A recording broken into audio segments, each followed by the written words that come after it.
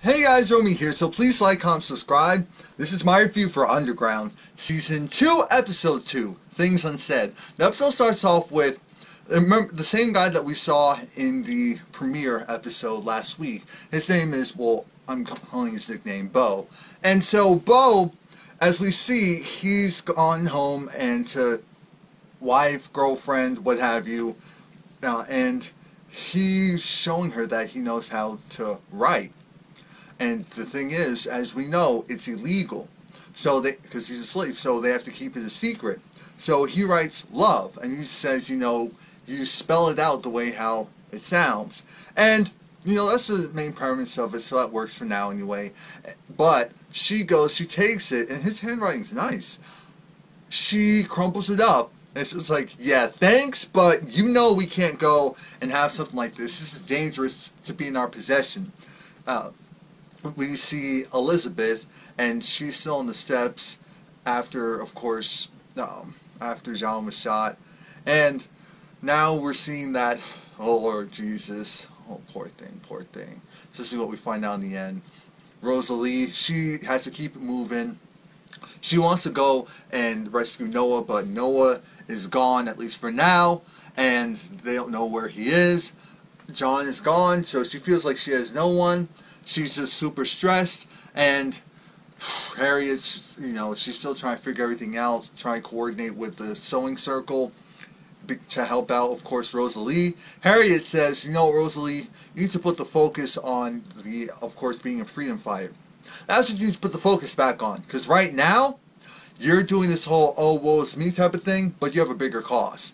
You have a bigger cause, and that's what we need to focus on. Mind you, in all the pots, it's things like money and things that they'll use in order to, again, get the slaves to freedom. This guy comes downstairs like, hello, is the food ready yet? I'm thinking, wait a minute. Is there any food? I know there's a fire, but is there any food being prepared? There could be. But next thing we know, we see Harriet. She has her, fainting spells. Apparently, it was a part of, in history and part of the myth where she would have these fainting spells, and she was supposed to have visions. And this particular vision, when she came out of it, she was telling Rosalie that, I have a new plan. The plan has changed. Rosalie is, of course, talking to, I believe I called her Sally in the last episode. I'm not sure if that's her name, but she's the main person that is a part of the sewing circle and is helping out Elizabeth. So you know who I'm talking about. Yeah, because she was surprised. She thought that, oh, so this is real. I thought that this was just folklore. Harriet also told, of course, Rosalie to make sure that she wore, what was it, turkey feathers, or the stuff like her bra, and be beheaded with turkey feathers so that I can take buckshots, so that essentially if she were to get shot, she wouldn't die. At least where the turkey feathers are. And as I said, it's a new plan, and Harry's like, you have to put all of the focus in this, because John is gone, Noah's gone for now, so we can't be worried about him. Next thing we know, we see Rosalie. She's trying to figure out, where's the horse and carriage. The issue is she's in the woods, she's flustered, she's crying. The other slaves are like, oh, well, you don't really know what you're doing. Do you know what you're doing? I don't think she knows what she's doing, because, see, you're crying, you don't know where you are. We're lost, aren't we? Next thing you know, because Harriet told her to follow her instincts, and that she had this look of satisfaction when she got the men to freedom. So that motivates her, as well as Harriet said, look for the markers on the trees. So all the trees are marked, and that's how she was able to find the horse and carriage. She then goes to the house that's supposed to, help them restock when they're ready to make the trip. And she gets there, she passed the test, but the woman was giving her this look of, I don't want you coming in here, girl, you better take 10 steps back, I don't really like you. And I was trying to figure out, what is this really about, because something seems off. It seemed off from the start. I'm thinking, is this woman doing this against her will? That popped in my head immediately.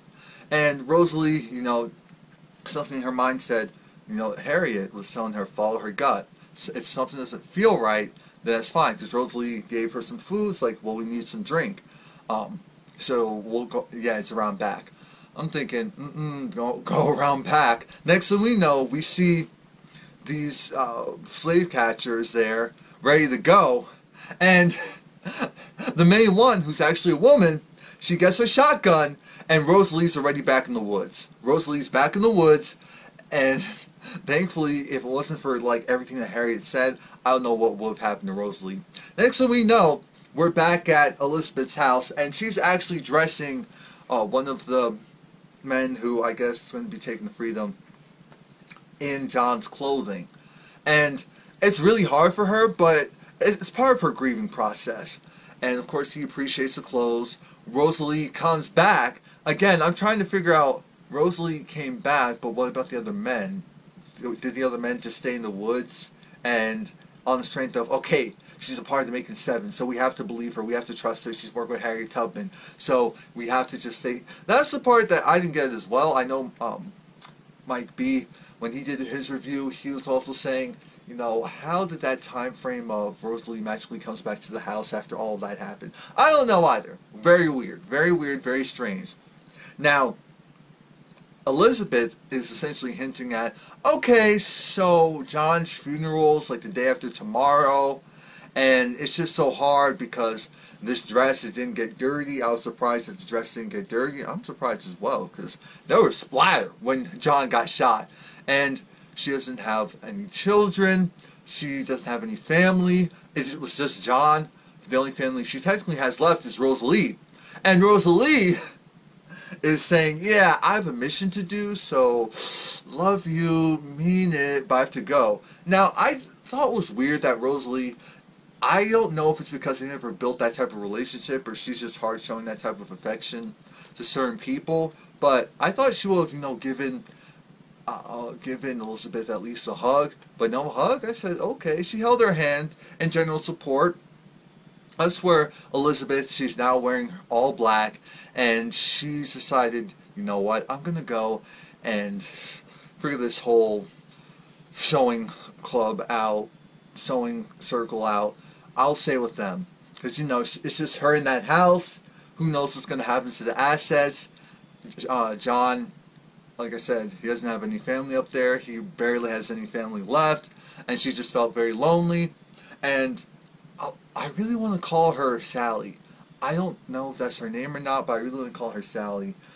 But we know the main one from the sewing circle that, kind of initiated her in, it's letting her know, look, we're here to support you. Everyone grieves in different ways. And Elizabeth seemed irked that Rosalie wasn't there. And I can partially understand it, but Elizabeth needs to get out of her head for a moment. Rosalie lost her uncle. A white man who actually treated her well and was trying to help her out. And so that must be a mind F. At the end of the day, this guy was trying to do right, and he dies? Yo, that's heavy. So we have to keep that in mind. But it's still on Elizabeth, and Elizabeth is, again, over it. The man that, again, was wearing John's clothes, because she gave the clothes to him, he was saying how this world's messed up, you know, bad things happen to good people, and good things happen sometime. We're just here surviving in it day by day. And he was saying how, look at me, I was a slave, now I'm going to be sent, escape to freedom in a good man's clothes and in a good man's coat, jacket. So he goes and takes it off and puts it on her. And I love that, I appreciated that he did that. Unfortunately, that put something off in Elizabeth's head, which caused her to go, and she lifted up, it looked like it was a painting, or no, it was a mirror. And that's one of the hiding places in her house. And that's where she hid the guns.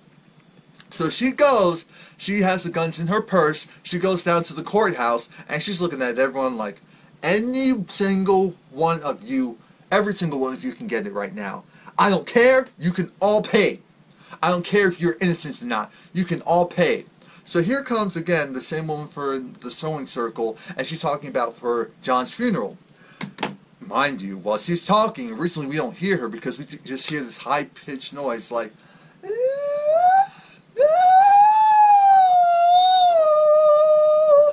something of that nature, but even higher, my throat's dry or whatever. And again, that's just showing what's going on in Elizabeth's head. She is so pissed, she's so hurt, that she can't, her mind can't hear logic, she can't reason with logic. She wants to go and get vengeance, whether it makes sense or not, whether it'll be a senseless death or not.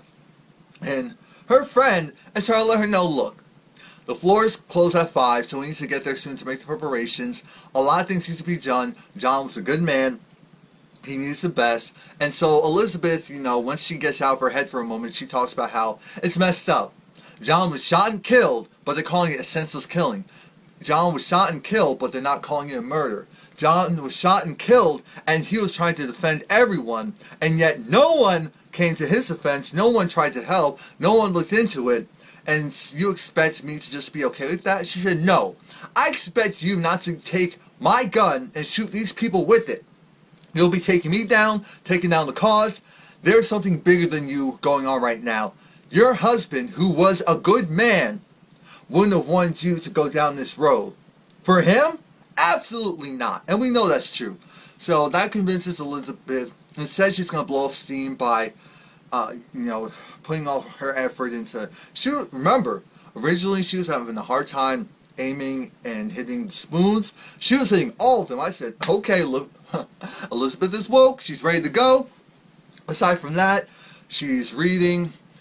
They go and they get the preparations for the funeral, and it was a small funeral.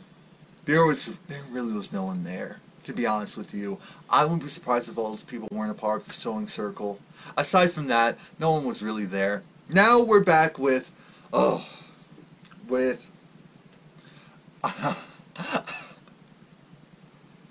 Lord, with E. I don't think I can call her by her actual name until we see her again. So I'm going to call Ernestine E until we see Ernestine again. I mean, not the evil part, the other part. Ernestine's man saying, you know, I'm a good man. I treat you right. You know I love you. I'm here for you. And she's like, yeah, baby, whatever, baby. Yeah, I'm thinking, wait a minute, what? What? Did he just, after he had, you have that mark on your face and you're actually going to believe this man who went and did that to, those drugs are that strong? Those drugs are that strong? And he also mentions that there's a woman that I need for you to help. Are you willing to help her? Are you willing to help her? And we see Ernestine again is starting to hallucinate. At the time, we didn't know who the man was that she was seeing outside. Next thing we know, they're out in the fields, and this time around, they're in the water. I was like, what? What? Where are they? Where are they? Because, what? But this girl, I believe her name was Claire, if I'm not mistaken, she's going to talk about how, of course, Hicks, because that's Ernestine's little trash boyfriend, was saying that he can help her, and Ernestine went and gave her what it was. And essentially, it was like this concoction to go and give her an abortion. Claire acknowledges the fact that, yes, she slept with Ernestine's man, with Hicks. It was just once, though. It was just once. I'm like, oh, once was more than enough. This girl seems happy and giddy and just a plumb fool. This girl definitely seemed like she was supposed to be like a young little thing who really didn't know any better. And so she was asking Ernestine, well, you know, how is it? Do you have any kids? Yes. And what about your kids? How do you feel about them? How do you feel about kids in general? Ernestine said they're the best things that ever happened to me. And we know that to be true. So that convinced Claire to not take the toxin, to not take the concoction. And Ernestine really didn't care. But Ernestine, she sees some berries. Apparently she was actually picking them for the girl, because now she knows that she's going to have the baby. So it's like, whatever. That's your problem. It's not mine. She starts hallucinating again. And we find out it's her husband.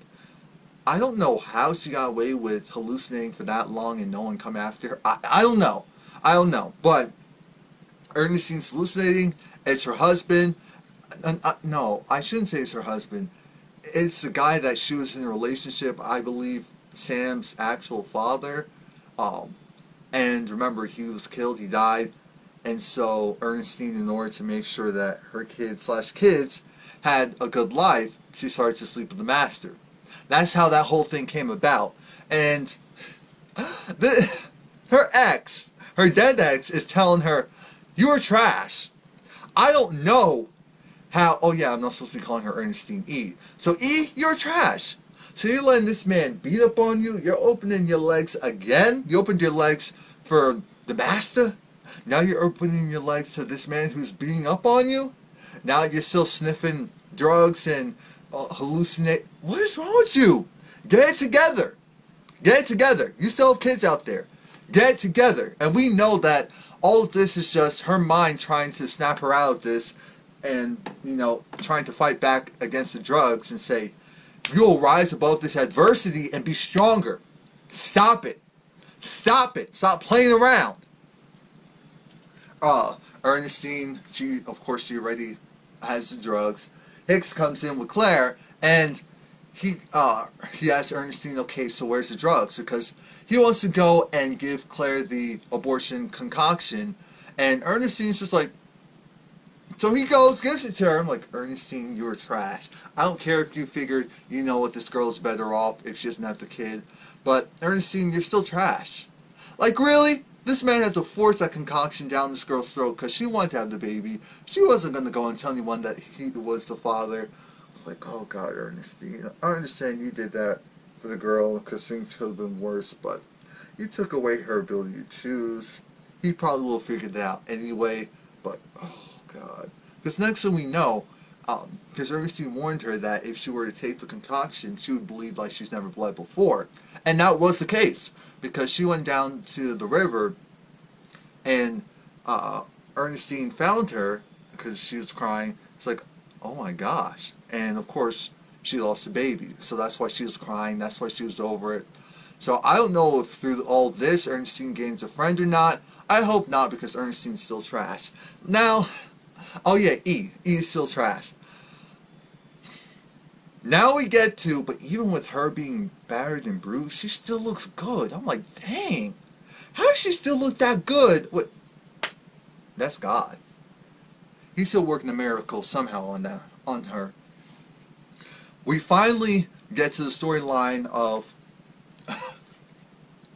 of Noah. Noah, he's in the wagon. Remember, Noah has this like metal key, if you will, so he's able to take the chains off. He takes the cloth off of his head, so he figures out he's in the wagon. He's going and paying attention.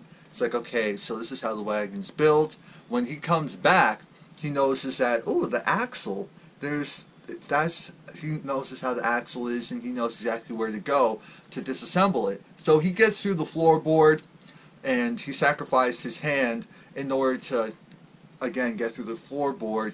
He's able to crack the metal axle, which breaks apart the wagon. The wagon flips. He goes and makes a run for it. They catch him and hit him. So now, while they're trying to fix the wagon, they realize, what is he playing around with? We know you have something you're holding on to. You're quiet, so either you're stupid and really patient, either you're really patient and calculated, or you're stupid.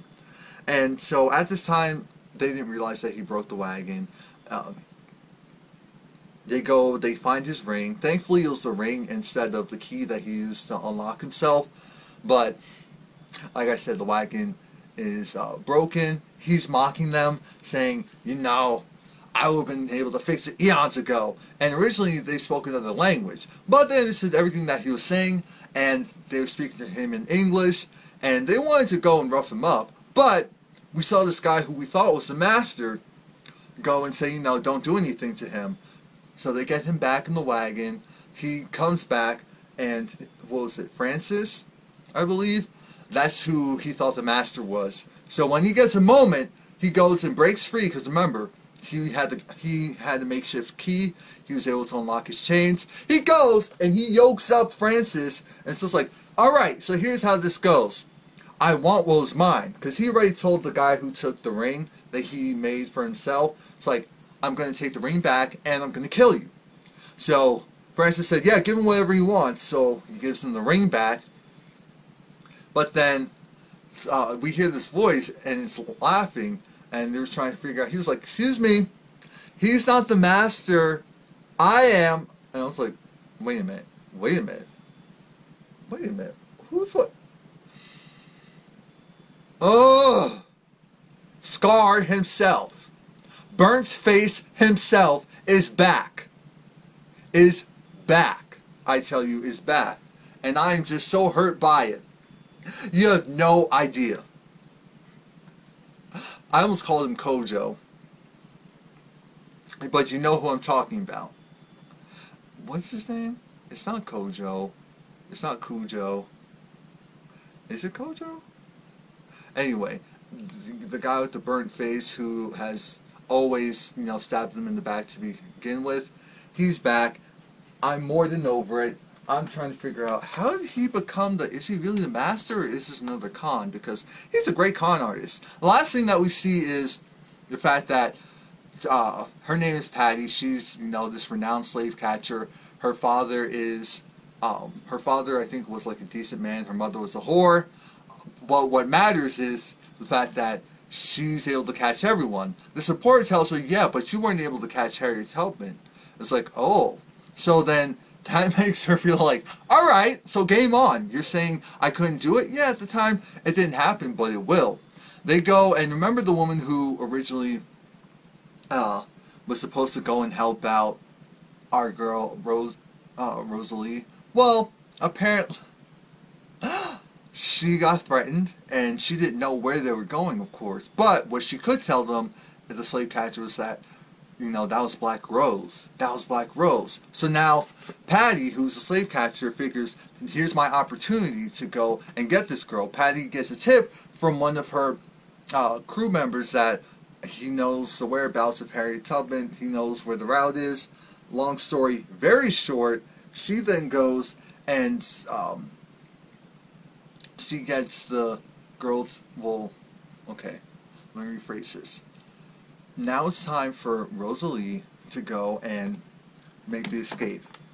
Again, one of the guys has this horrendous cough. I thought it was going to give them up the entire time. What ends up actually happening is he's coughing. Everyone's making a run for it. They're just sprinting at this point. Again, I'm not sure how she met back up with them. But what we do know is Rosalie isn't about that whole leaving someone behind. What she does is the guy passes out, or is about to pass out. She's like, you're an animal. You're an animal. You have fire in you. Come on now. What's wrong with you, stupid? Come on. Get it together. He decides he's going to pass out. She goes, shoots him up with adrenaline, and says, run! And so he gets up. He's like, oh! And they start running.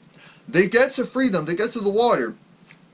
Unfortunately, the slave catch was ready. So she went and shot Rosalie. We saw Rosalie fall after Rosalie had that same pose that we saw in Harriet's vision. And the slave catcher was like, oh, go get my Black Rose. Thankfully, the buckshot partially hit Rosalie, I guess, where the feathers were. So she was bleeding, but she fell in the water. She came out of it, and we see her take off her clothes. And now we know that she's pregnant. She is pregnant. Rosalie is pregnant. I said, what? Now, Journey Smollett-Bell at the time was actually pregnant, so that's what made it really easy. I said, wow. Wow. So that was it. Please like, comment, subscribe. I will have Underground up in a more timely fashion next week. This was like, Lord, I wasn't sure if I wanted to talk about the show, but the show is really good. And it's important to talk